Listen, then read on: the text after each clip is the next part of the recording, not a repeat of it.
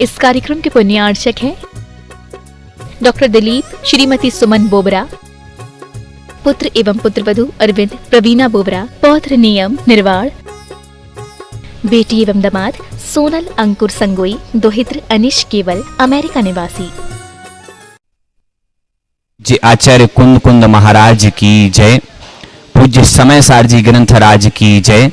संत श्रोमणी आचार्य गुरुवर विद्यासागर जी महामुनि राज की जय। पूज्य निर्यापक श्रवण अस्माकं गुरु श्री सुधासागर जी महाराज की जय। समस्त मुनि संघ की जय। संत श्रोमणी आचार्य गुरुवर विद्यासागर जी महामुनि राज के परम आशीर्वाद से एवं पूज्य निर्यापक श्रवण श्री सुधासागर जी महाराज की पावन प्रेरणा से संचालित श्री दिगंबर जैन श्रवण संस्कृति संस्थान आज संपूर्ण विश्व में विद्वानों के क्षेत्र में, विद्वान निर्मापक के क्षेत्र में, संपूर्ण विश्व में मूर्धा स्थान पर विराजित है। इसमें कोई संदेह नहीं है। सभी संस्थानों की मूर्धा पर विराजित है श्री दिगंबर जैन श्रवण संस्कृति संस्थान। विद्वानों को तैयार करने में, न केवल विद्वानों को तैयार करने में, अपितु सन 2018 से एक नया उपक्रम चालू किया। पूज्य श्री के पावन प्रेरणा से संत सुधा सागर बालिका छात्रावास भी प्रारंभ हो चुका था और उसमें काफी बच्चियां, काफी मात्रा में, लगभग 120 की मात्रा में अभी बच्चियां वहां पर अध्ययनरत हैं और सभी ज्ञानार्जन का लाभ वहां से प्राप्त कर रही हैं। श्री दिगंबर जैन श्रवण संस्कृति संस्थान के 25 वर्ष पूर्ण होने पर रजत जयंती वर्ष के उपलक्ष्य में श्री समय सार जी शिक्षण प्रशिक्षण शिविर श्री चंद्रोदय तीर्थ क्षेत्र चांदखेड़ी में आयोजित हो रहा है, जिसमें विद्वान एवं विदुषी दोनों ही संयुक्त रूप से लाभ उठा रहे हैं, अध्यात्म रस का पान कर रहे हैं। महाराज श्री की प्रातः एवं मध्याह्न में कक्षाएं होती हैं, जिनके माध्यम से अध्यात्म के गूढ़ रहस्यों को समय सार जी में छुपे हुए, समय सार जी के अंदर कहे हुए श्री कुंद कुंद आचार्य के द्वारा जो गूढ़ रहस्य हैं उन ग्रंथियों को खोला जाता है। ऐसी और उन ग्रंथियों को सुन करके हृदय द्रवीभूत हो जाता है कि वास्तविक में हम कितने पापात्मा हैं और हमें क्या करना चाहिए, यह सत प्रेरणा प्राप्त होती है। ऐसे ही एक अध्यात्म के विषय को लेकर के हमारे मध्य में विदुषी दृष्टि जैन हैं, उनको मैं आमंत्रित करता हूं वो आए और एक अध्यात्म के विषय में अपना वक्तव्य प्रस्तुत करें। सुश्री दृष्टि जैन। ओम नमः सिद्धिभ्यः। ओम नमः सिद्धिभ्यः। ओम नमः सिद्धिभ्यः। ईश सुरासुरमणुसिन्धवन्दितं दोधकायिकं ममलं प्रणमामि वड्डमाणं तित्थं धम्मस्य कर्तारम्। हम चिंतामणि क्यों चाहेंगे, वह चिंतामणि तो पत्थर है। हम कल्प वृक्ष क्यों चाहेंगे, वह कल्प वृक्ष तो तरुवर है। हम कामधेनु क्यों चाहेंगे, वह पशु पर्याय निशानी है। हम मांगते हैं जिन वाणी को, जो त्रिभुवन की कल्याणी है। हम मांगते हैं जिन वाणी को, जो त्रिभुवन की कल्याणी है। जय बोलो देवादिदेव 1008 श्री आदिनाथ भगवान की। संत शिरोमणि आचार्य गुरुवर श्री 108 विद्यासागर जी महामुनि राज की। परम उपकारी निर्यापक मुनि पुंग श्री 108 सुधासागर जी महाराज की। परम पूज्य मुनि श्री महासागर जी महाराज की। परम पूज्य मुनि श्री निष्कंप सागर जी महाराज की। शुल्लक द्वैत के चरणों में इच्छामि सभी को सादर जय जिनेन्द्र।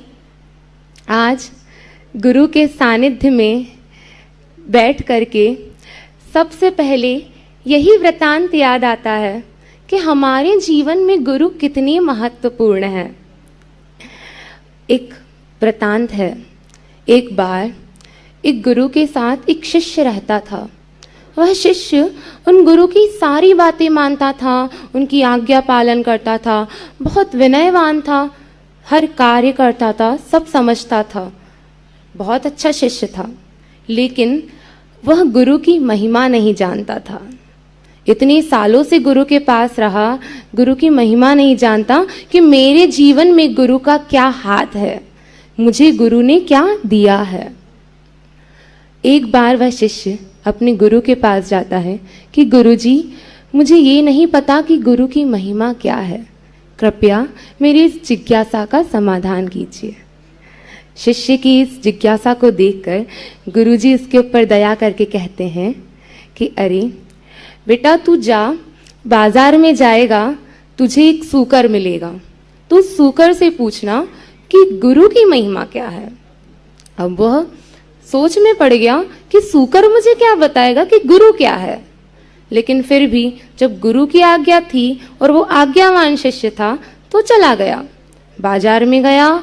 उसके बाद उसने देखा और अनायास ही उसे एक हट्टा कट्टा सूकर वहां पर उसे मिल गया। पहले तो उसे आश्चर्य हुआ, लेकिन उसने सोचा मेरे गुरु इतने ज्ञानी हैं तो शायद गुरु जी को पहले से पता होगा। तो वह सूकर से पूछता है कि हे सूकर, मुझे बताओ कि गुरु की महिमा क्या है, गुरु का जीवन में क्या हाथ है, गुरु हमारे जीवन को कैसे आगे बढ़ाता है। वह सूकर ने जैसे ही ये शब्द सुने, सूकर का देहावसान हो गया। अरे, वह शिष्य तो घबरा गया कि ये हट्टा कट्टा सूकर, मैंने तो सिर्फ इसको पूछा था कि गुरु की महिमा क्या है, न मैंने इसको हाथ लगाया, न मैंने इसको कुछ चुभाया, कुछ नहीं करा, लेकिन इस सूकर की क्या हो गया कि देहावसान को प्राप्त हो गया। फिर वह घबरा करके अपने गुरु के पास जाता है कि गुरुजी, मैंने जिस सूकर से पूछा वह सूकर तो मरण को प्राप्त हो गया। उसके पश्चात गुरुजी ने कहा, तू कुछ समय ठहर। कुछ साल बीते, फिर से उसके मन में यही उत्कंठा जगी कि गुरु का क्या हाथ है हमारे जीवन में, गुरु की क्या महिमा है। तो फिर गुरुजी ने उसको एक गधे के पास भेजा कि जा, आज बाजार जाएगा, तब तुझे लौटते वक्त एक गधा मिलेगा, तो उस गधे से पूछना कि गुरु की महिमा क्या है। उसने उस गधे के पास गया और उस गधे से पूछा कि गुरु कौन है, गुरु की क्या महिमा है हमारे जीवन में। और अब यह भी आश्चर्य की बात है कि जैसे ही उसने यह प्रश्न पूछा कि गुरु की क्या महिमा है, वैसे वह गधा भी मरण को प्राप्त हो गया। अरे, अब तो शिष्य और ज्यादा डर गया कि गुरु जो थे, गुरु ने इतना प्रश्न पूछने को कहा था, मैंने इस गधे को कुछ नहीं कहा, लेकिन फिर भी यह गधा भी मर गया। अब मैं क्या करूं, मेरी तो जिज्ञासा का समाधान ही नहीं हुआ। लेकिन उसने सोचा शायद कोई संयोग होगा कि यह गधा भी मरण को प्राप्त हो गया। फिर कुछ वर्षों बाद उसके मन में वापस ये उत्कंठा जगी। तब गुरु ने उसे कहा कि सामने एक सेठ जी का घर है, उनके यहाँ पर अभी पुत्र का जन्म हुआ है, जाओ तुम उस पुत्र से पूछना कि गुरु की महिमा क्या है। गया, वह सोचने लगा पहले कि अरे, मैं 2 बार तो पूछा, मैंने सूकर से पूछा, गधे से पूछा और इन दोनों से पूछा, वैसे ये मरण को प्राप्त हो गए। अरे, अब तो सेठ जी के पुत्र की बात है, और अगर पुत्र ही मरण को प्राप्त हो गया तो सेठ जी मुझे छोड़ने वाले नहीं है। तो वो डर गया कि अब मैं पूछूं या नहीं पूछूं। लेकिन गुरु की आज्ञा थी और पहले भी बताया था कि शिष्य विनयवान था, सो उसने उस जैसे तैसे हिम्मत बांध करके वह गया। उस पुत्र से पूछा कि हे पुत्र, हे सेठ पुत्र, मुझे बताओ कि गुरु की महिमा क्या है, गुरु ने हमारे जीवन में क्या दिया है, वो हमारे जीवन का उद्धार कैसे करते हैं। तब वह पुत्र इतना छोटा सा था, वह बोल भी नहीं सकता था, लेकिन क्या आश्चर्य कि वह पुत्र भी बोलने लगा, कि कहने लगा कि तुम कितने भाग्यशाली हो कि तुम उन गुरु के चरणों में रह रहे हो, तुम उनकी रोज आज्ञा पालन कर रहे हो, तुम उनके साथ संगति कर रहे हो। अरे, तुमने उस सूकर को देखा था, तुमने सिर्फ इतना पूछा था कि गुरु की महिमा क्या है। मैं वही सूकर था, मैंने सिर्फ गुरु शब्द सुनकर ही उस निंद पर्याय से मुक्ति प्राप्त कर ली। तुमने वह गधा देखा था, उस गधे के वह गधा जो मरण सम्मुख था, और तुमने उस मरण सम्मुख गधे को गुरु शब्द सुनकर ही उस गधे की निंद पर्याय से मुक्ति दिला दी। तुम तो कितने भाग्यशाली हो कि तुमको उस गुरु का सानिध्य मिल रहा है, उस गुरु की आज्ञा पालन करने का, उस गुरु की आज्ञा पालन करने का तुम्हें अवसर मिल रहा है। आज मैं अपने आप को इतनी भाग्यशाली मानती हूं कि मुझे ऐसे गुरु मिले, क्योंकि जब गुरु शब्द एक निंद पर्याय से मुक्ति दिला सकता है, तो गुरु के मुख से निकला हुआ समय सार तो हमको इस पर्याय से, हमारे इस भव को, हमारे इस संसार को नाश करने में हमारी सहायता नहीं कर सकता। अरे जिस गुरु के नाम से ही निंद पर्याय से मुक्ति मिल गई, जिस गुरु के सुमिरन से ही इतने बड़े बड़े काम हो गए, तो यहाँ तो गुरु के मुख से निकला हुआ एक वाक्य भी ब्रह्म वाक्य कहलाता है। तो गुरु के मुख से समय सार जैसा महाग्रंथ सुनना, ये तो अमृत से भी ज्यादा, अमृत को प्राप्त करने से भी ज्यादा है। आज गुरु जी के चरणों में समय सार पढ़ने का मौका मिला। ऐसा लगता है जैसे कुंद के समय सार को गुरु जी ने खुद में अनुभूत करके जब सुबह वह प्रवचन देते हैं, जब हमें शिक्षण देते हैं, तो ऐसा लगता है जैसे साक्षात कुंद भगवान ही हमें समय सार पढ़ा रहे हो। ऐसा लगता है कि ये समय सार हमारे लिए ही बना हो।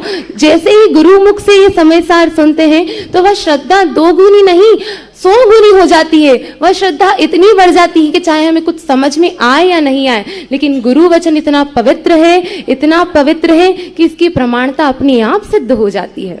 आज समय सार जी में हमने इतना कुछ पढ़ा। सबसे पहले कुंद भगवान के इस उपदेश को सुना कि सम्यक दृष्टि और मिथ्या दृष्टि श्रावक दोनों एक ही कार्य कर रहे हैं। सम्यक दृष्टि श्रावक भी वही कार्य कर रहा है और मिथ्या दृष्टि भी वही कार्य कर रहा है।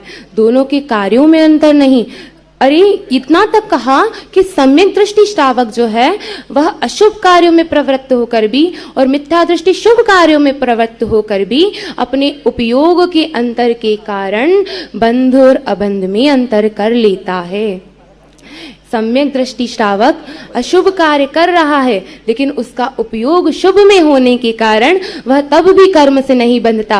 और जो मिथ्या दृष्टि जीव है वो शुभ कार्य भी कर रहा है, लेकिन अपना उपयोग अशुभ में रख करके वह बंध कर रहा है। तो हमें क्या करना है? हम समय सार को कहते हैं ना कि समय सार तो मुनियों के लिए है, हम गृहस्थ क्यों पढ़े? गृहस्थ तो इसका आचरण भी नहीं कर सकते। लेकिन आज ही मुनिश्री ने बताया था कि जो समय सार है हम अपने मन में ना ला सके, लेकिन हम उसको जान तो सकते हैं। हमारी तत्व दृष्टि के लिए हम थोड़ा बहुत भी सीखें तो समय सार हमारे जीवन में तो आया। जो कुंद देव ने हमारे ऊपर इतनी बड़ी कृपा की है वो हमारे जीवन में तो आया। तो भले ही हम कुछ न कर सके, लेकिन हम अगर समय सार जैसा बड़ा ग्रंथ मुनियों के जानने योग्य है तो हम इसको जान करके थोड़ा बहुत कुछ तो हमारे जीवन में ग्रहण कर सकते हैं। उसके पश्चात कहा कि जो मन्नद हिंसामी या हिंसज्जामि परे ही सकती हिम सो मूढ़ो अन्नाणी नाणी एतो दिव्यवरीदो। यहाँ पे ये कहा कि तुम कहते हो कि मैंने इसको मारा या मैं इसको मार सकता हूं, ये कर्तृत्व बुद्धि अज्ञानी की है। अमृतचंद्र सूरी ने इसके टीका में स्पष्ट लिखा है कि जो जानता है सो मानता नहीं, जो जानता है सो करता नहीं, और जो करता है सो जानता नहीं। तो इसमें इतना बड़ा रहस्य है। अपन सभी ने इंग्लिश में पढ़ा है सब्जेक्ट यानी कर्ता। सब्जेक्ट होता क्या है? That who is doing action is known as subject. तो अब यहां पर अब कहें कि जो जानता है वो करता नहीं, और जो करता है वो जानता नहीं। इन शब्दों में इतना रहस्य है। अगर जो करता है वो मान नहीं रहा कि हमें नहीं करता, मैं इन सब भावों को सब कर्म के उदय से हो रहा है, तो वह ज्ञानी है। जैसे सब्जेक्ट यानी कि जो कर्ता है, कर्ता का डायरेक्ट संबंध किससे होता है? क्रिया से, वर्ब से, हमने पढ़ा है। तो जब हम क्रिया करेंगे तो क्रिया कब होगी? जब हमारी इच्छा होगी। उस वस्तु के प्रति, उस क्रिया के प्रति जब तक हमारी इच्छा नहीं होगी तब तक वह वर्ब या क्रिया नहीं हो सकेगी। तो यहाँ पर क्या कहा कि अगर कर्तापन मानता है तो उससे वो अज्ञानी कैसे हो गया? उसने इतने बड़े बड़े शास्त्र पढ़े हैं, सब कुछ करा है, तो सिर्फ कर्तापन मानने से वो अज्ञानी क्यों कहा गया? लेकिन कर्तापन मानने से अज्ञानी इसलिए कहा गया क्योंकि यहाँ पर जो अज्ञानी जीव था उसने कर्तापन करके उस क्रिया के साथ इच्छा उत्पन्न की। और इच्छा कब होती है? जब हमारे अंदर राग आदि अध्यवसाय भाव हो। और जब अध्यवसाय भाव है तो वह मिथ्या दृष्टि है, और जब मिथ्या दृष्टि है तो वह अज्ञानी भी सिद्ध हो जाएगा। तो यहाँ पर कुंद देव ने कितनी स्पष्ट तरीके से, कितनी अच्छी तरीके से हमें बताया कि जो कर्ता है, जो कर्ता अपने आप को मानता है सो अज्ञानी है। आचार्य श्री जी ने फिर से आगे एक और गाथा कही, आयु खयेण मरणम जीवाणम जिनवरे ही पण्णत्तम, कि कोई भी जीव है वो अपनी आयु के क्षय से ही मरता है, ऐसा जिनवर भगवान ने कहा है, ऐसा सर्वज्ञ देव ने कहा है। अब कोई प्रश्न पूछे कि हम तो फिर आंख बंद करके चलेंगे, क्या दिक्कत है? क्या दिक्कत है? जिसको जब मरना होगा वो मर जाएगा। लेकिन अब सबसे पहले जब गुरुजी ने हमें समयसार पढ़ाया था तो सबसे पहले कुछ शब्द कहे थे कि यह समयसार किसके लिए लिखा गया है? पर के कल्याण के लिए नहीं, यह समयसार मेरे लिए लिखा गया है। कुंद देव ने मुझे उपदेश देने के लिए कहा गया है। तो यहाँ पे वह जीव बचे या ना बचे, लेकिन वह जीव बचे या ना बचे, लेकिन हमें पाप से बचना है, हमें अपने स्वभाव में रहना है, तो हमें क्या करना है? देख के चलना है, हमें अपने अहिंसाव्रत का पालन करना है, क्योंकि ये समयसार मेरे लिए लिखा गया है। वह जीव तो उसकी आयु के अनुसार मरेगा, सब कुछ होगा, लेकिन अगर हमने उसका निमित्त बन गए, अगर हमारे द्वारा ऐसा कुछ हो गया तो कर्म किसे बंधेंगे? हमें बंधेंगे। और जब कर्म हमें बंधेंगे तो भोगेगा कौन? खुद ही भोगेंगे। तो जब खुद ही भोगेंगे तो फिर हमें आंख बीच कर नहीं, देख करके चलना ही पड़ेगा। इसीलिए कहा जाता है प्रथमानियोग, करणानियोग, चरणानियोग पढ़ो और उसके बाद समयसार पढ़ो। क्यों? ताकि हम उन सभी के सार को समय सार में जब समझे तब पूरी तरह से अपनी आत्मा में उतार सके। कहा जाता है मुनियों के मुख से वैसे तो मुनि ही समय सार पढ़ सकते हैं, क्योंकि इतनी विशुद्धि, इतना सब कुछ, इतना स्वाभाविक भाव हमारे अंदर उत्पन्न ही नहीं हो सकता। और ये भी कहा जाता है कि अगर समयसार सुनो तो किसी मुनिराज के मुख से सुनो, सच्चे गुरु के मुख से सुनो, ताकि समय सार का जो सच्चा सार है वो हमें समझ में आ जाए। और हम सबका ये सौभाग्य है, श्रमण संस्कृति संस्थान की ये देन है कि हमें ये समय का सार समझाने के लिए गुरुदेव श्री सुधा सागर जी महाराज का आशीर्वाद मिला है और हमें यह समय सार सुनने का मौका मिल रहा है। मैं आज जो कुछ बोल रही हूँ मुझे कुछ नहीं आता। जैसे भगवान आदिनाथ ने ब्राह्मी सुंदरी को पढ़ाया था, वैसे ही गुरुजी हमें समयसार का अध्ययन करवाते हैं, वैसे ही गुरुजी हमें पढ़ाते हैं। तब लगता है कि गुरुजी स्वयं आदिनाथ हैं, हम शायद ब्राह्मी सुंदरी ना हो, लेकिन गुरुजी बस आपसे इतनी ही शक्ति चाहती हूँ, इतना ही समर्पण भाव हमारे अंदर देना, इतनी शक्ति देना, इतना सेवा का भाव देना कि जिस प्रकार उन आदिनाथ भगवान की बेटियों ने अपने पिता के स्वाभिमान के लिए अपने पिता के स्वाभिमान की रक्षा के लिए अपनी जीवन को समर्पित कर दिया था, वैसे ही मैं भी आपने जो हमें पढ़ाया है उसके लिए अपना पूर्ण जीवन समर्पित कर दूं, ऐसी मेरी भावना है, ऐसी मेरी भावना है। ठीक है। छाय कौर तीनों सम्यक छाय ऑप्शन में कुछ ऑप्शन एक सैद्धांतिक शब्द है। 7 प्रकृतियों का जो उपशम होता है उसको उपशम बोलते हैं, और अनंतानुबंधी अनुदय में रहती है। मिथ्यात और सम्यक मिथ्यात अनुदय में रहते हैं। सम्यक प्रकृति उदय में रहती है, उसको क्षयोपम बोलते हैं। सातों प्रकृतियां सत्ता से रहित होती हैं, उसे छायक बोलते हैं।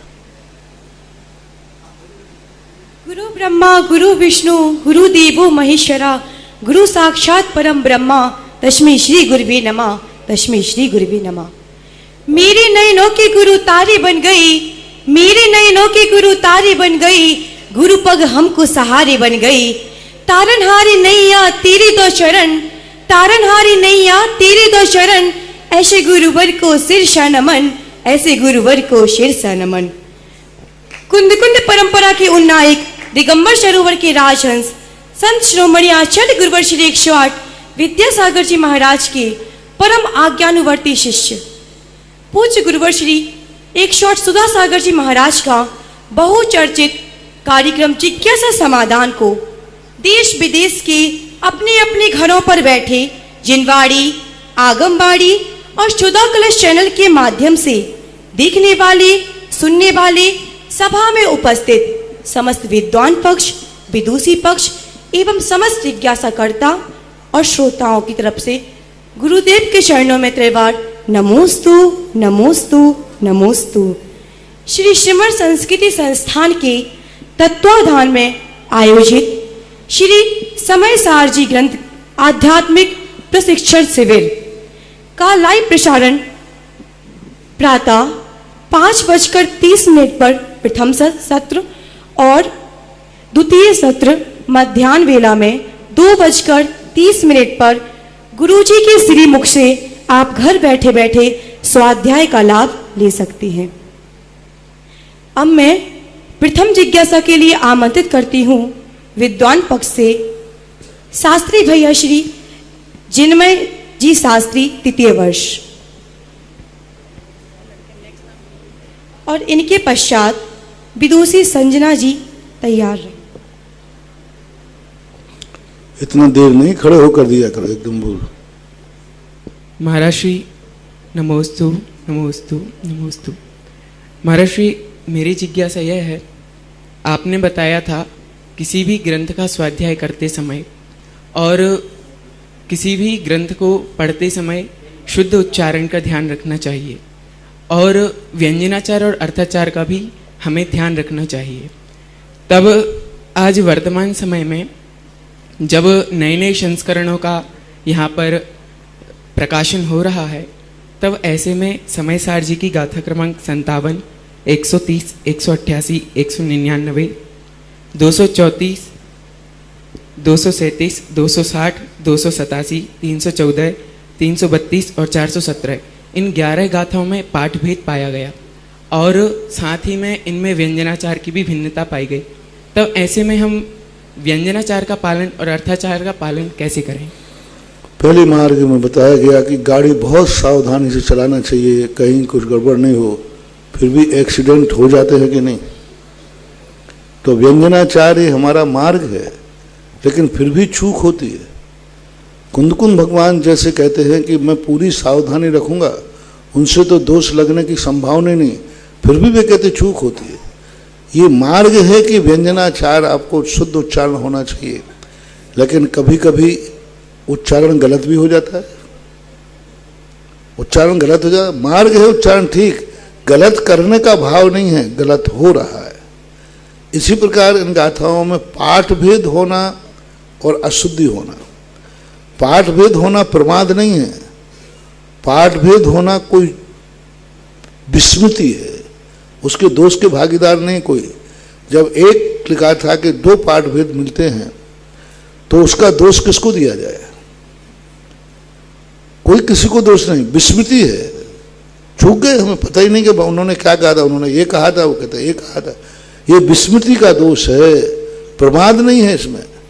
प्रमाद होता तो दोनों में से कोई एक गलत लिख देता वो, लेकिन दोनों लिख रहा है कि कोई लेखक, तो इससे सिद्ध है कि वो सावधान तो है, लेकिन अब पूर्व से 2 पाठ मिले तो उसमें 2 दृष्टि रखो।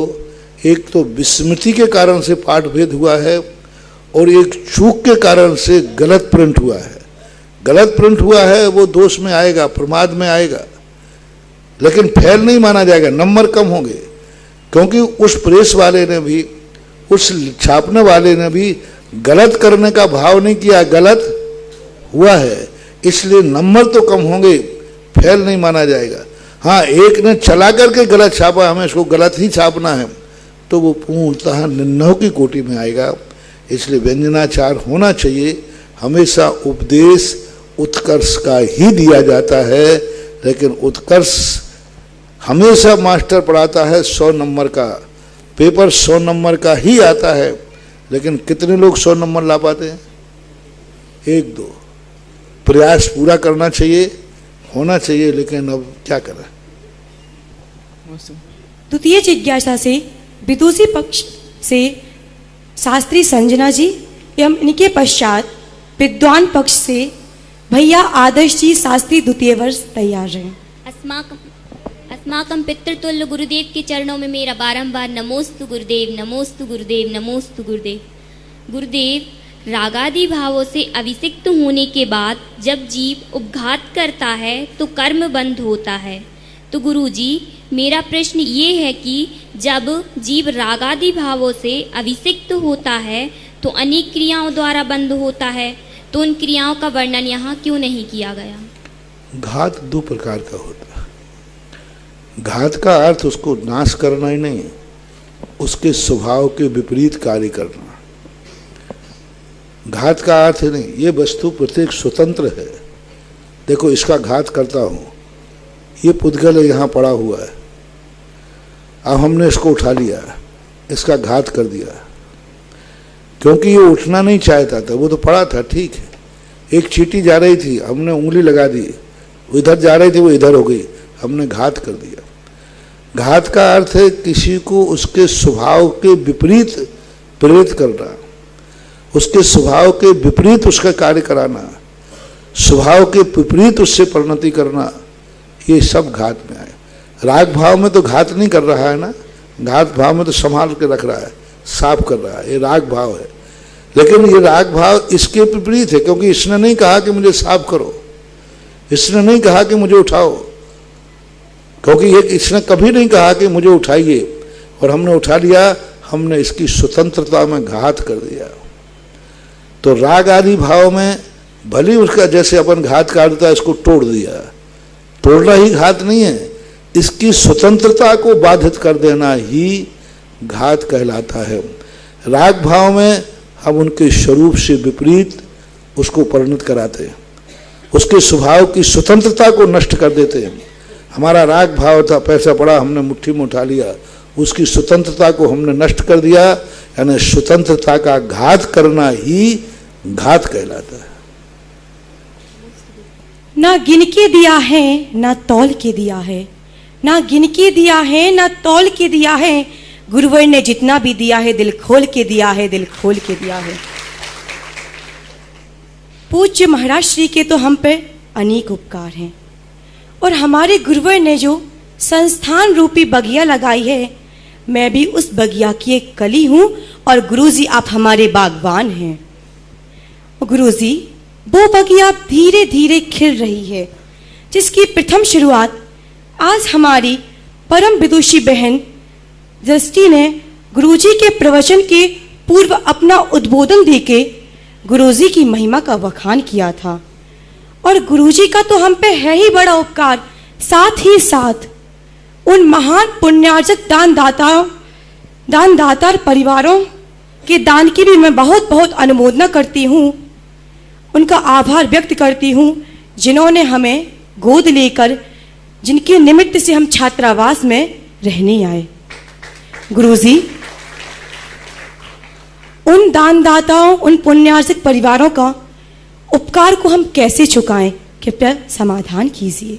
अभी जिज्ञासा समाधान के पूर्व लोगों ने अभी एक प्रवचन सुना होगा 15 मिनट का, श्रीमद संस्कृत संस्थान की छात्रा का, बालिका का। इसलिए सुनाया गया कि सारा जगत जान ले कि तुमने जो बच्चियों को गोद लिया था वो आज इतनी विद्वान बन गई हैं कि आपको प्रवचन देने लायक हो गए। आज प्रातः काल का जो प्रवचन था तो उस प्रवचन को अभी शाम को पुनः लाइव किया गया है। अन्य चैनलों पे तो आए, क्योंकि कोई प्रवचन एक ही चैनल पे नहीं चल रहे, 3-3, 4-4 चैनल पे चल रहे हैं। सुबह का प्रवचन जपारस पे भी चलता है, शाम को जिनवाणी पे चलता है।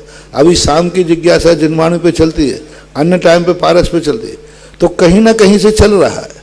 तो अभी जिज्ञासा समाधान के समय जिनवाणी चैनल पर आपने एक बालिका का आपने सुना, और सुनाने इसलिए सुनाना था, उन्हीं को सुनाया है कि आपने जो किया था, आपके दिए हुए का आभार इस संस्थान ने तुम्हें लौटा दिया।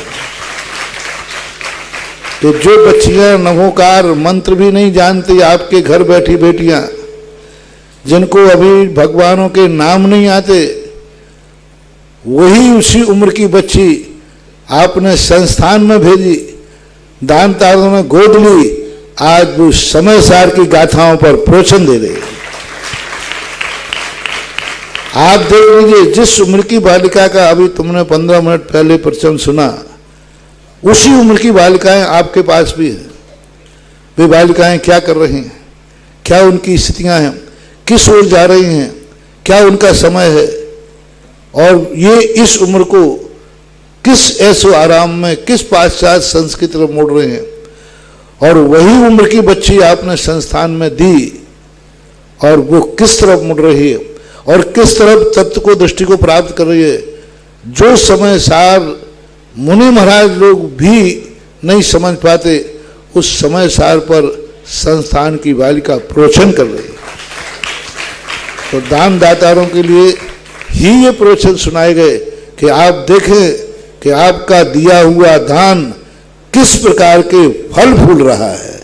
यही आभार, यही इसी कारण से लोगों ने दान दिया था कि एक दिन हम बच्चियों में भी, महिला जाति में भी हम वह संस्कार देखें जो आज विद्वान लोग कहते थे पुरुष ही विद्वान होते हैं, लेकिन महिलाएं भी विद्वान की कोटि में आ सकती हैं, विदुषी बन सकती हैं।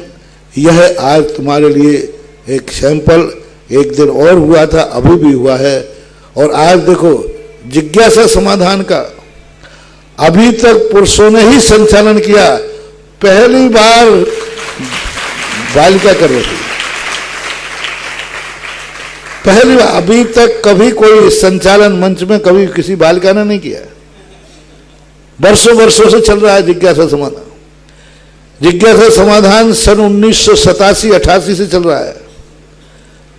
मुगावली चतुर्मास हुआ था सन 1988 या 87, सन आगे पीछे हो सकता है, 88। उस समय से चल रहा है, लेकिन किसी महिला ने संचालन नहीं किया। आज क्योंकि अभी तक महिलाओं में कोई ऐसा विद्वान मिला ही नहीं जो हमारे मंच का या जिज्ञासा का संचालन कर ले। अब संस्थान से पहली बार कुछ विदुषियों की, कुछ बालिकाओं में ऐसी विद्वता देखने में आई, तो मैंने कहा ठीक है, संचालन तो विद्वान ही करेगा। तो आज आप देख लें, आप सारा भारत देख लें, जिन बालिकाओं का किशनगढ़ चतुर्मास में बालिका छात्रावास की स्थापना हुई थी, जिन बालिकाओं को आपने गोद लिया था, वे बालिकाएं आज विश्व स्तरीय इतने बड़े जिज्ञासा समाधान का संचालन कर रही है।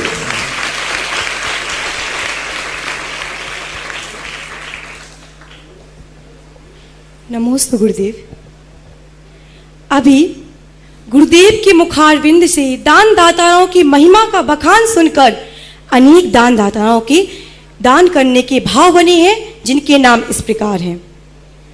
मुंबई से श्रीमती उर्मिला खंडेलवाल, जिन्होंने एक बालिका को गोद लेकर, जो दूसरा नाम है श्रीमती मंजू जैन बागायन बाले, जौहरी बाजार, हल्दिया का रास्ता, मुंबई से। इन्होंने भी एक बालिका को गोद लेकर महान पुण्य का कार्य किया है। तीसरा नाम है सुश्री शिवांगी जैन, सुपौत्री श्री निर्मला पांड्या, सुधीर जैन, बोर्ड ऑफिस अजमेर। इन्होंने भी एक बालिका को गोद लेकर पुण्य का कार्य किया है। चौथा नाम है श्रीमती पूनम तिलक, गीरेन तिलक, गोपालपुरा बाईपास टॉक, जयपुर। इन 4 दानदाताओं के पुण्य की बहुत बहुत अनुमोदना। जो हमारा संत श्री सुधासागर बाल संस्थान का एक भाव है कि 5 साल में कम से कम इस शास्त्री की, और अभी बालिकाओं की तरफ से एक प्रस्ताव आया कि हम 5 साल पढ़ने के बाद, अभी पढ़ाई तो हमारी पूरी हुई नहीं, हम पढ़ने कहाँ जाएंगे? क्या 5 साल इतने अच्छे संस्थान में रहने के बाद हम किसी यूनिवर्सिटी कॉलेज में जाएंगे? क्या किसी कॉलेज में जाएंगे अपनी पूरी पढ़ाई करने के लिए? तो हम एमए कहाँ से करेंगे? एमए का अर्थ होता है आचार्य ना, हम आचार्य करने के लिए, क्योंकि बीए का पढ़ने के बाद शास्त्री का अर्थ होता है बीए। अब बीए बीकॉम करने के बाद हम एमए एमकॉम करें तो कहाँ जाएंगे? तो फिर मैंने विचार किया और सोच करके उस मन में ही भाव निर्णय कर लिया कि नहीं, संस्थान में आने के बाद बच्ची पूरी पढ़ाई संस्थान में ही करेगी, बाहर नहीं। तो 5 साल का किया कराया 2 साल में सब मालूम है। 5 साल के जो संस्कार हैं 2 साल में सब खत्म हो जाएंगे। तो 1 साल की 50 छात्राओं को भी यदि मानते हैं तो कितने साल हो गए? 5 और 2 7, 350 छात्राएं आपको गोद लेना है और 350 छात्राओं को रहने के लिए छात्रावास बनाना है। निर्णय मेरा है, फैसला आपको करना है। सोच मेरा है, यूं करो, सोच मेरा है कि जो बच्चे 10वीं कक्षा से यहाँ आ जाए, 10वीं से आते ना 11वीं कक्षा से आ जाए, पूरी एमए तक की पूरी पढ़ाई करके छात्रावास से फिर अपने घर जाए, अपने जो भी उनकी मन परिणाम हो तदनुसार कार्य करे। और ऐसे के लिए कम से कम 1 वर्ष की 50 छात्राओं को कम से कम टारगेट बनाया है और 350 छात्राओं, और इतने रहने के लिए हॉस्टल भी चाहिए। अभी 1 मंजिल की हॉस्टल पांड्या परिवार ने, आशा रानी पांड्या ने बनाने का संकल्प किया। अभी 5 साल की 5 मंजिल हैं, यानी 7 साल की 5 मंजिलों में आएंगे। 5 मंजिल जब पूरे, 5 क्या 7 मंजिल, 1 साल की छात्राओं को 1 मंजिल, 1 मंजिल में 50 छात्राएं रहेंगी, तो 350 छात्राएं कितने मंजिल में? 7 मंजिल की छात्रावास बनाना है। तो अभी 1 मंजिल के आए हैं, अभी 6 मंजिल के बनाने वाले बाकी हैं। सोच लो, कल फिर मत कहना कि हमारी बच्चियां बिगड़ रही हैं, हमारी बच्चियां बिगड़ रही हैं, गलत मार्ग जा रहे हैं। हमारे यहाँ कारखाना खुला है बच्चे और बच्चियों को सुधारने का, और फिर तुम इस सुधार मशीन पे नहीं भेजो तो फिर तुम जानो तुम्हारा हम जाने। मैंने तो सुधार मशीन खोल दी जिसका नाम है श्रवण संस्कृति संस्थान, और 7 मंजिल बनना है। 1 मंजिल का तो अभी पांड्या जी ने किया है, लेकिन 6 मंजिल और अभी 350 बच्चियां गोद लेना है। अब सब लोगों को सोचना है, और यदि ये पूरा लक्ष्य हो गया तो जैन समाज एक मस्तक ऊंचा उठा सकेगी, क्योंकि एक छात्र या छात्रा संस्कारित होती है तो वो 100 लोगों की जिंदगी बचाती है, 100 लोगों को संस्कारित करती है। और एक व्यक्ति जैन धर्म में संस्कारित होता है, जैन धर्म 100 साल के लिए जिंदा हो जाता है। कितने साल के लिए? एक बालक, एक बालिका यदि संस्कारित हो जाती है तो जैन धर्म 100 साल के लिए जिंदा हो गया, क्योंकि वो संस्कारवान है तो उसके आने वाले परिवार के लोग भी कुछ ना कुछ तो संस्कार लेंगे ही। यानी जैन धर्म को, एक बालिका और बालक को तुम गोद लेते हो तो ये मानना चाहिए 100 साल के लिए जैन धर्म की तुमने सुरक्षा कर ली, जैन धर्म की सुरक्षा कर ली। और एक बालक को, बालिका को लेते हो तो ये मानना चाहिए औसत रूप से कि तुमने 100 लोगों को कहीं ना कहीं किसी ना किसी रूप में संस्कार देने का बीड़ा उठा लिया। बच्चे लोग रत्नाक्षर में जाते हैं, कितनों को संस्कारित करके आते। तो ये स्थिति है बालिका बच्चों के संबंध में, क्योंकि बच्चे लोग इतने पहले से शुरू हो गए थे कि इनके रहने की व्यवस्था तो हो गई, क्योंकि ये 96 से चालू हुआ और ये कब हुआ? अभी 15 ना, 18 कितने साल का अंतर भैया? तो बच्चों के रहने की व्यवस्था तो हो गई, बढ़िया छात्रावास बन गया, 250-300 बच्चे आराम से रह सकते हैं। और ये तो क्या है, कमाऊ पूत है, ये तो अपनी व्यवस्था साल भर की अपने आप करके भंडारा। हाँ, अभी हमारे, अब तुम लोग कितने साल बड़े? 1996 में 18 और 4 22 साल बड़े हो तुम लोग। हमारी बालिकाएं तो अभी कितनी हैं? 3 साल की उनकी उम्र है, तो अभी तो इनको कमा के खिलाना पड़ेगा भाई, ध्यान रखना।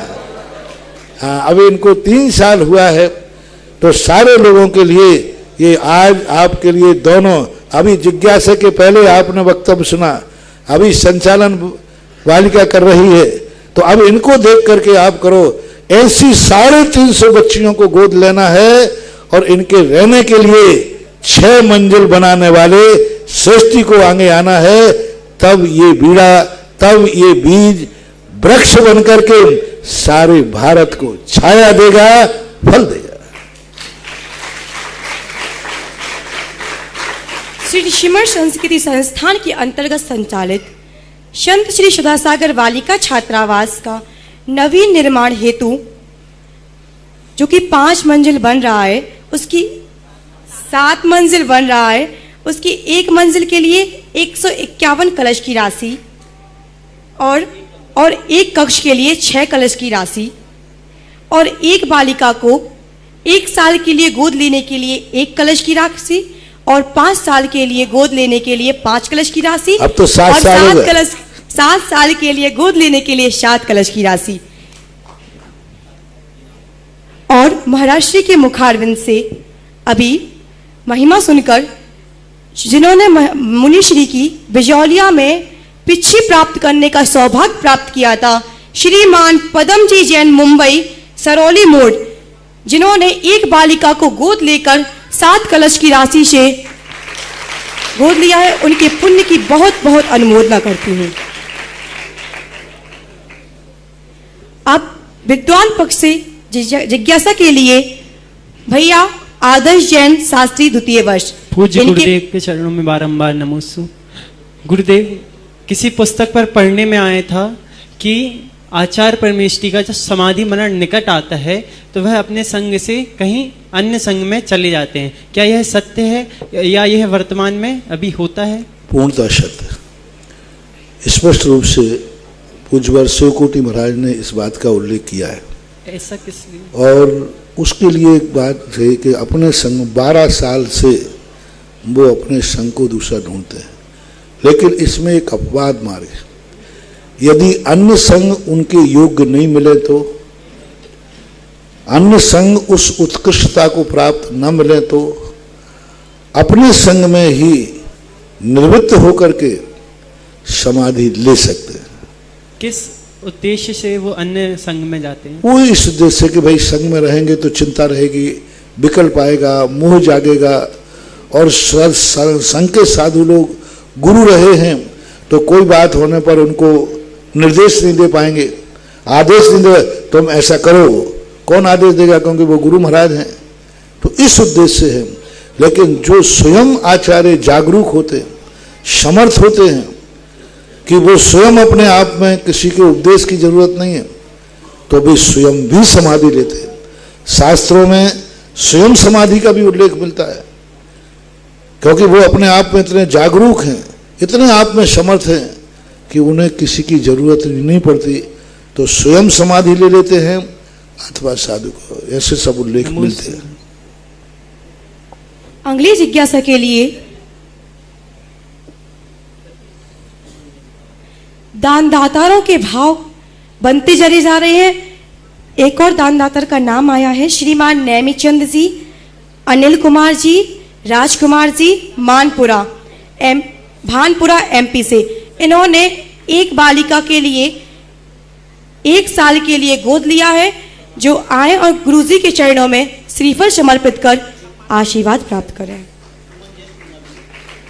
और इनके साथ साथ सतीश, सुमन, जैन, पूना ने भी एक बालिका को गोद लेकर महान पुण्य का अर्जन किया है। ये भी पधारे और गुरुजी के चरणों में श्रीफल बैठकर आशीर्वाद लें। आप जैसे मंदिर बनाते हैं ना, धर्मशाला बनाते हैं, आप कल्पना करो एक मंजिल भवन में 50 छात्राएं 100 साल तक का स्थिति बनाओ। आरसीसी की उम्र कितनी है? कम से कम 100 साल मानो। 100 साल तक प्रतिवर्ष 50 महिलाएं आपकी एक मंजिल में रहेंगी, तो 100 साल की कितनी बच्चियां होंगी? 50 एक साल की, तो 100 साल की 5000 ना, 5000 छात्राएं आपके एक मंजिल मकान में, एक मंजिल बिल्डिंग में धर्म ध्यान, शास्त्रीय आचार्य, स्वाध्याय करके अपने जीवन को संस्कारित करेंगे। इससे बड़ा पुण्य और क्या चाहिए?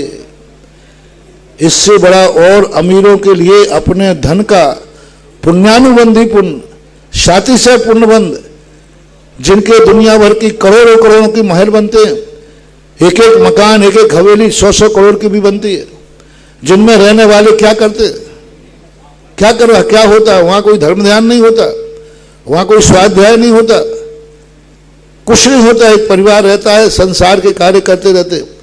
लेकिन जो छात्रावास का एक मंजिल बनाएगा, उसका कल्पना करो 100 साल तक प्रतिवर्ष 50 बच्चियां वहां धर्म ध्यान करेंगी, स्वाध्याय करेंगी, समय सार, रत्नाथ साहब का आचार, द्रव्य संग्रह आदि ग्रंथों का पाठन करके अपने जीवन को धन्य करेंगी। कोई साधारण काम नहीं है। एक बार अशोक पाटनी जी ने कहा था, और मैं भी कहता हूं, मैंने जितने भी तीर्थ क्षेत्रों को आशीर्वाद दिया है, जितने तीर्थ क्षेत्रों को, सारे तीर्थ क्षेत्रों को एक तराजू पर रख लीजिए और श्रमण संस्कृति संस्थान को एक तराजू पर रखिए। श्रमण संस्कृति संस्थान सबसे बड़ा। मैं अपने जीवन में, मेरे अपने जीवन में जितने तीर्थ क्षेत्र, बड़े बड़े तीर्थ क्षेत्र, ज्ञानोदय, बिजौलिया, सांगानेर, ये कितने बड़े क्षेत्र, चांदखेड़ी, गुणोदय, सब भारत में कितने, सबको मालूम है। लेकिन उन क्षेत्रों से ज्यादा गरिमापूर्ण कार्य श्रमण संस्कृति संस्थान सांगानेर का है। और इसी प्रकार इन क्षेत्रों में जिन्होंने दान दिया है, उन दान से भी कई गुना दान महत्वपूर्ण है जिन्होंने श्रमण संस्कृति संस्थान को दिया है। क्योंकि उस महिमा को बताने वाले लोग ही नहीं रहेंगे। हमारी तो सीमा है, हम कितने क्षेत्रों पे जा सकते हैं। आज हमारी आवाज कितने क्षेत्रों पे जा सकती है। आज श्रमण संस्थान ने देखो 400 स्थानों पे जाकर के मेरी आवाज का डंका बजाया और आवाज की। मंदिर की मूर्ति तो जब तुम आओगे तब तुम्हें दर्शन देगी, लेकिन श्रमण संस्थान की मूर्ति तो जहां तुम रहोगे वहां जाकर प्रदर्शन देगी, पथ दर्शक बनेगी। मंदिर की मूर्ति तो जब तुम यहां आओगे तब दर्शन देगी, लेकिन श्रमण संस्थान की जो मूर्तियां हैं, ये जहां तुम रहोगे वहां पर पथ प्रदर्शन करने वहां पहुंचेगी। विदेशों में भी जाने की स्थिति बन रही है। अभी एक श्रमण संस्थान की शाखा विदेश में भी खुलने की पूरी तैयारी चल गई है, और उसकी इसी साल पूरी विदेश के अंदर पूरी तैयारी चल रही है। पूरी जो उसकी औपचारिकता होती है वो पूरी तैयारी कर रहे हैं, और हो सकता है इस साल नहीं तो अगले साल तक प्रक्रिया पूरी होकर श्रमण संस्थान की शाखा विदेश में भी होगी, और वो वहां इसका संचालन करेंगे और वहां से इसकी गतिविधियां होंगी। संचालन यहां से होगा लेकिन वहां होगा। तो ये सारी जो क्रियाएं चल रही हैं, ये एक छोटा सा बीज एक बड़ वृक्ष का रूप ले रहा है। अशोक पाटनी ने भी एक ही कहा था, मैंने भी बड़े बड़े कार्य किए और बड़े बड़े कार्य हुए, लेकिन सबसे बड़ा कार्य है श्रमण संस्कृति संस्थान सांगानेर। अब विदुषी पक्ष से द्वितीय जिज्ञासा के लिए विदुषी बहन तनीषा जी इनके पश्चात भैया आदिश जी शास्त्री दूरी वर्ष से तैयार हैं। परमोपकारी गुरुदेव के चरणों में बारंबार नमोस्तु नमोस्तु नमोस्तु। हे गुरुदेव, मेरी जिज्ञासा यह है कि हम अपने जीवन में ब्रह्मचर्य व संयम की भावना कैसे लाएं। अपने जीवन में ऐसा क्या विचार करें, ऐसा क्या मंत्र पढ़ें कि हर क्षण हर पर हमारे जीवन में ब्रह्मचर्य की भावनाएं बनी रहे। सबसे बड़ा वैराग्य भावना, अपने मन का चिंतन मजबूत हो, अपनी दृष्टि निर्मल हो, अपनी दृष्टि निर्मल हो और अपना मन निर्मल हो। बस दो जिसके निर्मल हैं, फिर किसी संयम को पालन करने के लिए कोई कठिनाई नहीं होती। मन निर्मल हो और दृष्टि निर्मल हो, ये दो निर्मलताएं हैं। और ये दो निर्मलताएं जहां आ जाती हैं, वहां संयम पालन करना कोई कठिन बात नहीं होती है। इसलिए अपना सोच मजबूत रखो, अपना मन वैराग्य रखो और अपनी दृष्टि सदा यदि पवित्र रहती है तो संयम तो फूलों के समान हमारे रास्ते में ऐसे निकल जाता है, पता ही नहीं चलता। जिंदगी असंयमी की जिंदगी दिन रात में काटे नहीं कटती, और संयमी की जिंदगी पूर्व कोटि तक बातों बातों में निकल जाती है। गुरुजी ने जिज्ञासा में श्रीमण संस्कृति संस्थान को शिखर कहा है, और ऐसे शिखर में दान देने का अवसर किन्हीं किन्हीं को प्राप्त होता है जो महान पुण्य का कारण होता है। श्रीमान एस.के. जैन साहब जो हमारे श्रीमण संस्कृति संस्थान के अध्यक्ष पद पर सुशोभित है, दिल्ली वाले, इन्होंने एक बालिका को गोद लेकर 7 कलश की राशि से महान पुण्य का अर्जन किया है। देखो, ये वो शक्ति है। एक दिन ये अंतर भारतवर्ष के पुलिस ऑफिसर रहे और बड़ी पोस्टों से उतर करके बहुत कम लोग समाज की सेवा कर पाते हैं, और कई लोग समाज की सेवा करते हैं, पदों पर बैठ जाते हैं, लेकिन समाज को जोड़ नहीं पाते। आज ये सारे भारत के इतनी बड़ी पोस्ट पे आने के बाद एक लोकप्रिय समाज प्रिय नेता के रूप में आए, और इन्होंने जिस क्षेत्र को लिया है उस क्षेत्र को, गोलाकोट जैसे खंडहर को मेरे सामने मुझे मालूम था, आज उसको ऊंचाई दी। आज वो संस्थान के अध्यक्ष बने हैं, तो आज वो उनका इरादा है कि संस्थान को मैं भारत ही नहीं सारे विश्व के स्तर पर पहुंचाऊं। और उन्होंने भी एक बालिका को गोद लेने का भाव किया। बहुत, जब स्वयं पदाधिकारी जिस संस्था में दान देने लग जाए, समझ लेना उस संस्था में कोई दम है। महाराज श्री अभी समाचार आया एस.के. जैन साहब का कि मैंने नहीं, मेरी धर्मपत्नी ने ये बालिका को गोद दिया। बहुत अच्छा। और क्षेत्र में जो आज बड़े बाबा की शांति धारा का पुण्यार्जन प्राप्त किया, श्री बबरीलाल जी, बाबूलाल जी, संजय कुमार जी, मनोज कुमार जी, पंकज कुमार जी, प्रमोद कुमार, निर्मला देवी, काला परिवार, विजयनगर कामरूप आसाम से 2 कलश 11 श्रीफल। और आज हमारे भामाशाह और क्षेत्र के अध्यक्ष श्री हुकम जी काका ने का जन्मदिन है, और उन्होंने शांति धारा का पुण्यार्जन भी किया। श्री पदम जी, सीता जी, राजेंद्र जी, आशा जी, हुकम जी, जैन काका, प्रकाश, छाया, प्रतीक, साक्षी, वैभव, तन्वी, वंदिता, विराज, परीक्षा, यश, ईशा, तक्ष, समस्त हर्षोरा परिवार कोटा ने। और जो आज क्षेत्र की सदस्यता जिन्होंने प्राप्त करी है वो आगे पधारे सम्मान के लिए। श्री सूरजमल जी, पुलकित जी, उर्मिला देवी, दानावत वाले कोटा, और दूसरे श्वेतांग चौधरी, शशि चौधरी सपरिवार बेंगलोर अशोकनगर से।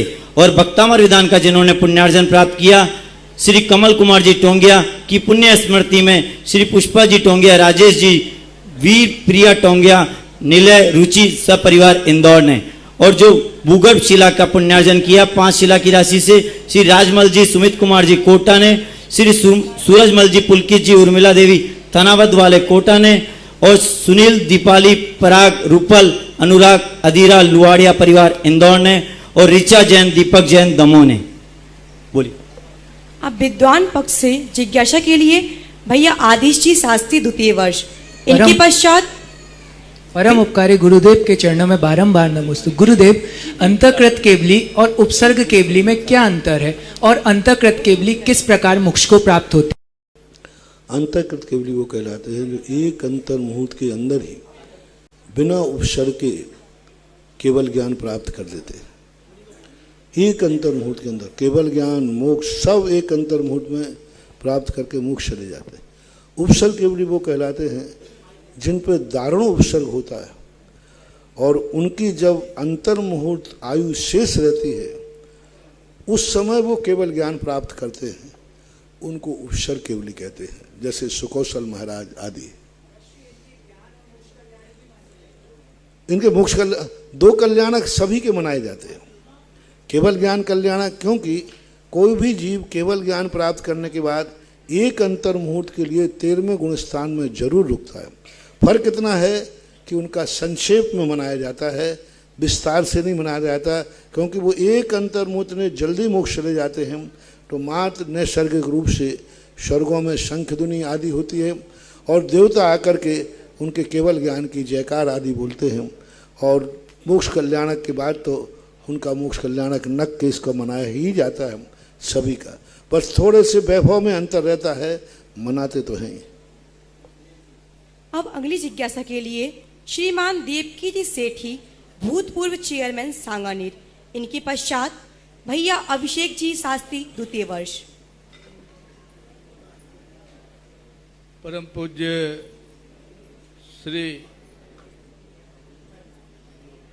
मुनि पुंगव सुधा सागर जी महाराज के श्री चरणों में बारंबार प्रणाम। मैं तो जिज्ञासा शिविर में मेरा सांसारिक जीवन है, उसी दृष्टि से प्रश्न करने आया था, लेकिन मैं वो प्रश्न अब नहीं करना चाहता कि मुझे शंका यहाँ आपका ये जो शंका समाधान शिविर सुनकर के ही मुझे लग गया कि मेरा प्रश्न यहाँ करना उचित नहीं है। ये आपको जो समय लिया उसके लिए मैं समाप्त। चले आगे बोलो, नाम बोलो। इनके पश्चात भैया अभिषेक जी शास्त्री, द्वितीय वर्ष। इनके पश्चात विदुषी बहन प्रांजल जी शास्त्री, द्वितीय वर्ष। परम पूज्य गुरुदेव के चरणों में त्रिवार नमोस्तु नमोस्तु नमोस्तु। गुरुदेव, हमारा प्रश्न है कि जो भट्टारक स्वामी होते हैं वो चतुर्विध संघ में से किस संघ में आते हैं? किसी संघ में नहीं आते। उनको जैसे कहते हैं कि उनके ऊपर छुल्लक वो नहीं कहते हैं तो ठीक है, छुल्लक के संस्कार होते हैं? नहीं, कोई संस्कार नहीं होते, कोई विधि नहीं होती, कोई प्रतिमा नहीं होते, कोई गुण स्थान नहीं होता। फिर वो कैसे पंचकल्याणक प्रतिष्ठा कैसे वो अपने आप करते रहते हैं, वो उनकी बात है। मजबूरी में जब उनका हुआ है वो एक अलग बात है। हमारे आचार्य श्री ने कहा किसी व्यक्ति ने नाटक करने के लिए कोई कपड़ा पहना और नाटक करने के बाद वो कपड़ा ऐसा लगा कि बाद में उतारे नहीं। जैसे वो दोनों समय भोजन भी करते हैं, उसके बाद उनके कोई हाथों में कोई व्रत नहीं है, अविरति कहलाएंगे, अविरत की कोटि में आते हैं। ना वो श्रावक हैं, ना छुल्लक हैं, पंचम गुण स्थान भी नहीं है, क्योंकि उनके 12 व्रत भी नहीं है। नमोस्तु।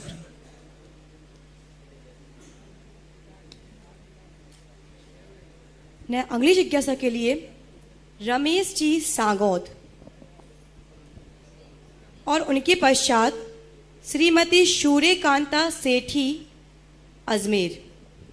परम पूज्य मुनिपुंगव श्री सुधासागर जी महाराज के चरण कमलों में त्रिकालवार नमोस्तु नमोस्तु नमोस्तु। महाराज श्री, आपके प्रवचन में आया है कि जहाँ पर सूर्य और चंद्रमा नहीं होते वहाँ पर काल की गणना किस विधि से की जाती है? मेरी शंका यह है कि जहाँ पर सूर्य चंद्रमा का प्रकाश नहीं होता वहाँ पर काल की गणना किस विधि से की जाती है? कल ही बताया था परसों मैंने कि यहाँ की काल गणना से लेकर के वहाँ काल गणना, पहली बात जहाँ सूर्य चंद्रमा नहीं है तो देवता आदि स्वर्गों में है, तो यहाँ का जो काल है, जो समय है, आवली है, मुहूर्त है, इसी मुहूर्त के आधार पर होते हैं। नमस्ते गुरु। श्रीमती और ये सूर्यकांता, ध्यान रखना, सूर्य और चंद्रमा से काल की गणना नहीं होती है। हमारे यहाँ समय है, समय से आवली है, आवली से मुहूर्त है, मुहूर्त के बाद दिन है। मुहूर्त का अर्थ होता है कितने, जो अपने आप में 30 मुहूर्त का दिन होता है, 60 मुहूर्त का पूरा अहोरात्र हो जाता है। तो ये जो मुहूर्त बनते हैं हमारे यहाँ, ये मुहूर्त जो दिन निकले या नहीं निकले, सूर्य निकले या ना निकले, लेकिन मुहूर्त तो हमारे यहाँ फिक्स है।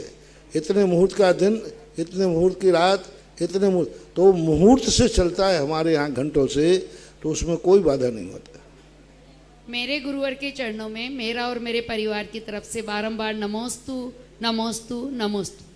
महाराज श्री जी, तत्वार्थ सूत्र के प्रारंभ में आचार्य उमा स्वामी महाराज जी ने सम्यक दर्शन, सम्यक ज्ञान और सम्यक चारित्र और सम्यक्त्व को उद्योतन, उद्वहन, निर्वहन, साधन और निस्तरण को आराधना कहा है।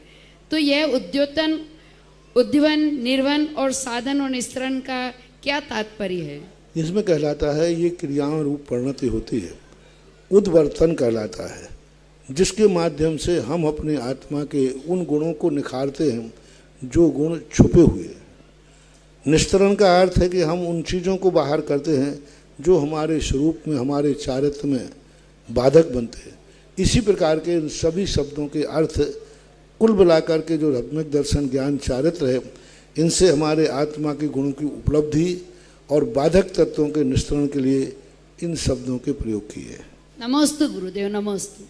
अगली जिज्ञासा के लिए विदुषी बहन प्रांजल जैन, इनके पश्चात बिमला जैन खानपुर।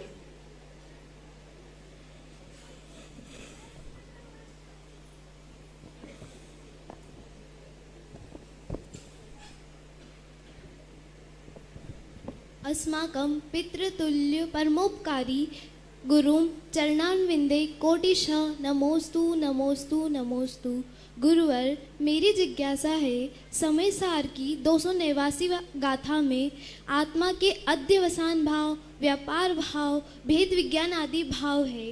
इन्हीं के विपरीत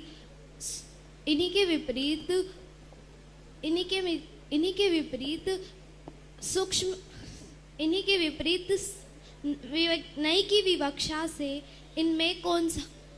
विवक्षा से इनमें कौन सा भाव देखा जा सकता है? ये पर्यायवाची नाम है। ये सभी जितने नाम हैं, संभिरूढ़ नय की विवक्षा से, संभिरूढ़ नय की विवक्षा से, समभिरूढ़ नय की अपेक्षा, समभिरूढ़ नय की सबसे, तो समभिरूढ़ नय की से सभी भाव है। अब इनको भावों को तो हमें देखना है कि हम किस रूप में इनको ले रहा है। पर्याय की दृष्टि से इनको देखते हैं तो ये सब परिणाम है, पर्यायार्थिक नय है। तो समभिरूढ़ नय जिस समय जिस क्रिया में जो विद्यमान है उसको ले सकते हैं। जैसे अध्यवसाय भाव कहा, तो जिस समय वो परिणमन कर रहा है उस समय वो अध्यवसाय भाव है। मनन कर रहा है तो मति भाव है। उस समय भेद विज्ञान का कार्य कर रहा है तो भेद विज्ञान, जैसे एक इंद्र को बंटवारा कर रहा है तो पुरंदर है। शक्र है, जब वह हुकूमत चला रहा है तो शक्र है।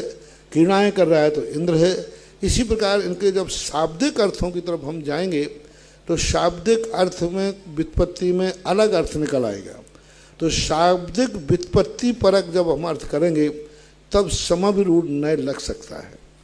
इन्हीं में शब्द नय लग जाएगा, क्योंकि कोई पुल्लिंग है, कोई स्त्रीलिंग है, कोई नपुंसकलिंग है। इन्हीं में ऋजु सूत्र नय लग जाएगा। तो अब जब इनको हम व्युत्पत्ति परक अर्थ करेंगे तो बाकी एक ही अर्थ यदि हम करते हैं तो ये पर्यायार्थिक नय की अपेक्षा से, व्यवहार नय की अपेक्षा से, संग्रह नय की अपेक्षा से और हम जो नैगम नय है उस अपेक्षा से इनको ले सकते हैं। महाराज जी,